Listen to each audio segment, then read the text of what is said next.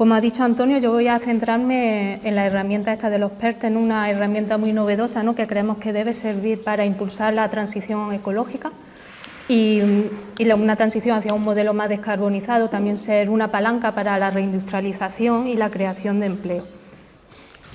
El esquema que voy a seguir es este, ¿no? En primer lugar, todos conocemos ya evidentemente lo que son los PERTE.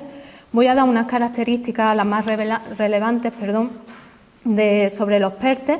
Voy a nombrar los que están ahora mismo aprobados, los requisitos para las entidades interesadas en solicitar los PERTE, los requisitos medioambientales que tienen que cumplir los proyectos y luego, desde ya una visión más sindical, voy a hablar de los retos que plantea la ejecución de estos proyectos, ¿no?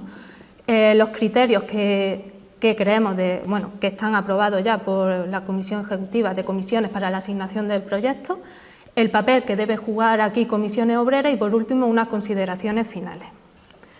¿Qué son los PERTE? Los PERTE vienen regulados en el Real Decreto 36/2020 y en él lo que se indica que es una figura legal de colaboración público-privada. También dice que tiene la voluntad de ser el eje de los planes de recuperación.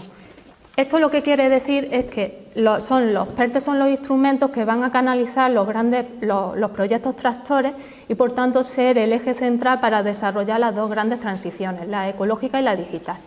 También indica que tiene vocación estructural de permanencia. Esto es que una vez que se agote el periodo temporal que tienen los fondos, los proyectos estos van a continuar.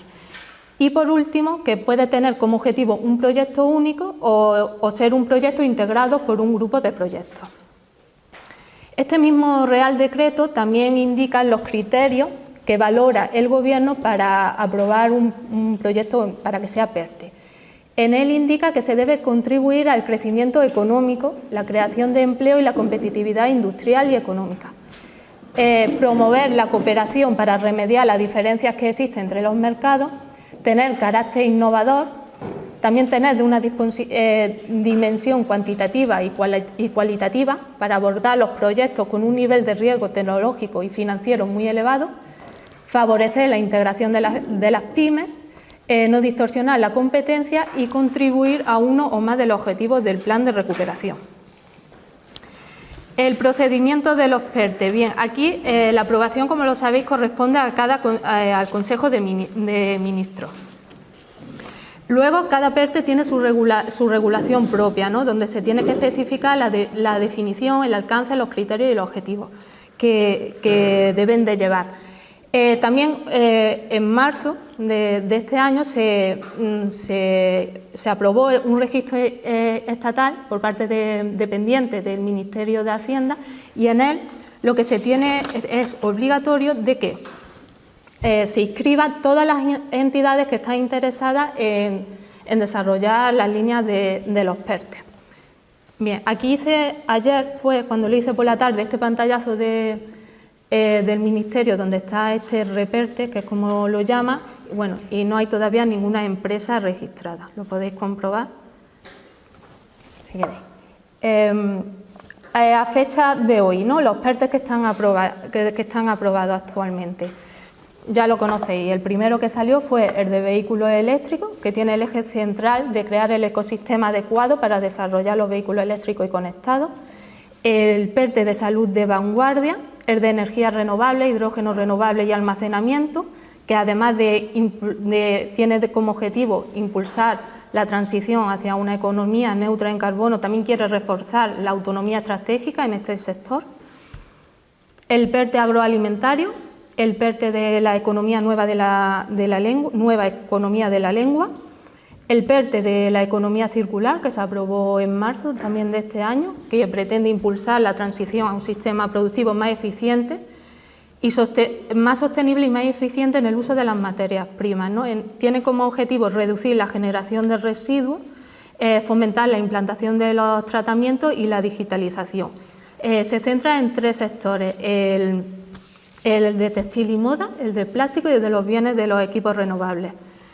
Luego también se encuentra el PERTE de la industria naval, ¿no?, que pretende diversificar la producción de las plataformas eólicas marinas y los buques de bajas emisiones.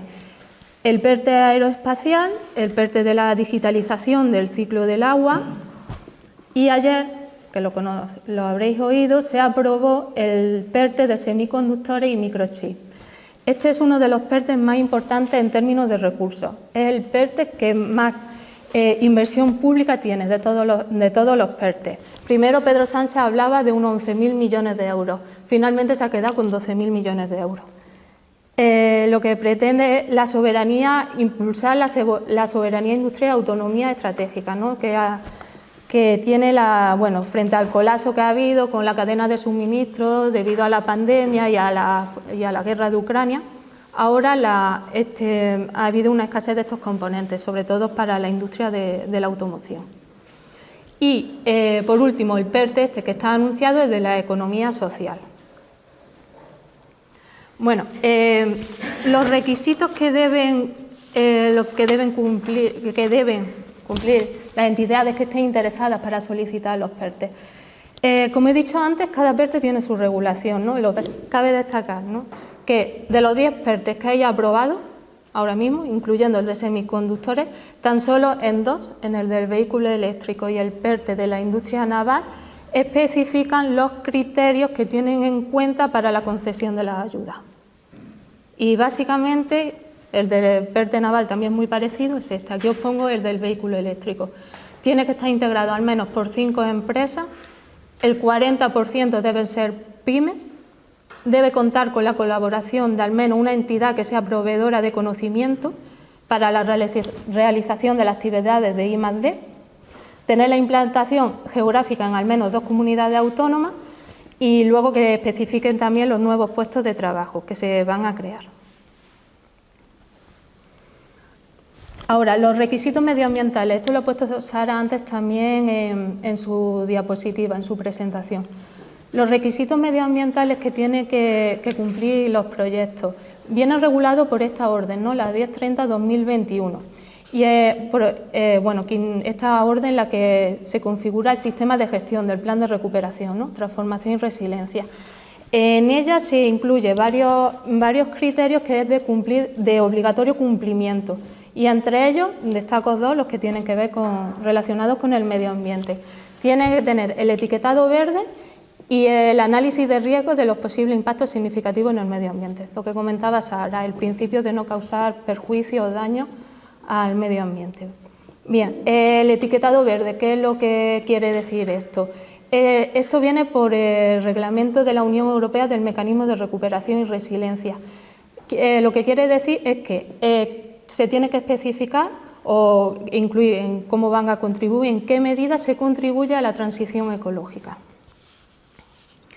Y luego, el análisis, también incluir el análisis de riesgo de los posibles impactos significativos en el medio ambiente. Esto viene también por el reglamento de la Unión Europea relativo a las inversiones sostenibles. Es el reglamento de la taxonomía, ¿no?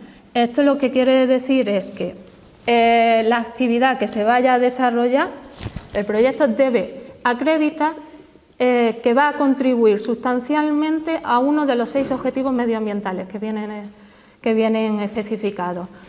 Los leo, los objetivos son, primero, mitigación al cambio climático, adaptación al cambio climático, el uso sostenible y protección de los recursos hídricos y marinos, transición hacia una economía circular, la prevención y control de la contaminación y la protección de la biodiversidad y los ecosistemas. Bien, pues lo que se tiene que hacer es, se tiene que acreditar la contribución sustancial a uno de estos 6 objetivos y además tiene no hacer daño a los 5 objetivos restantes. Eso es el principio de no causar daño perjuicio significativo al medio ambiente.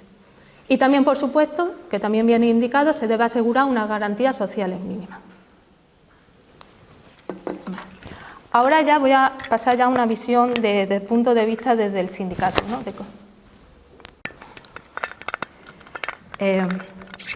Vale. Los retos que plantea la ejecución de los PERTE, ¿no? Va relacionado debido a las debilidades estructurales de nuestro modelo productivo. Y en él lo que hay una alta atomización de la estructura empresarial, Existe una escasa cultura cooperación en toda la cadena de valor empresarial. También existe inexistencia de espacios de cooperación federal entre las comunidades autónomas.